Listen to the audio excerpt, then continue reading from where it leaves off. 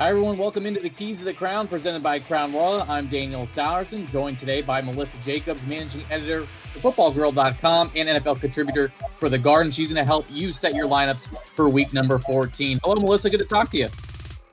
Yeah, thanks for having me, Daniel.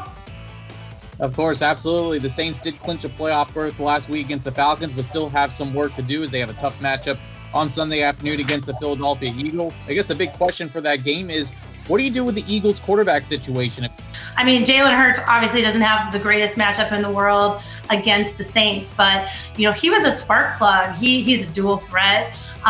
He ignited the entire offense. I love him as a stash for weeks 15 and 16 when they have more favorable matchups at Arizona and then certainly against Dallas.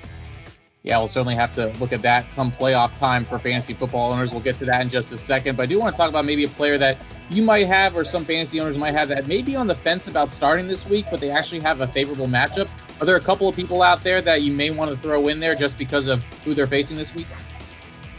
Yeah, I mean, I don't know if he completely qualifies as on the fence, but I love Wayne Gallman's matchup. Wayne Gallman of the Giants has been on a tear lately. He's had 280 yards and 3 touchdowns over his last 3 games, and they face an Arizona run defense, which isn't the same as it was at the beginning of the season.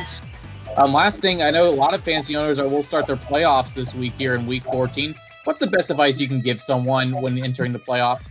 Stick to what you know for the most part. I mean, I will say there's a couple of can't miss. I think mainly Kiki Coty is a can't miss on waivers. So if you do need some wide receiver help, I would put him in. He actually has a decent matchup against the Bears. If he's up again, maybe he can bust a move against Buster Screen of the Bears, who wide receivers have been gashing.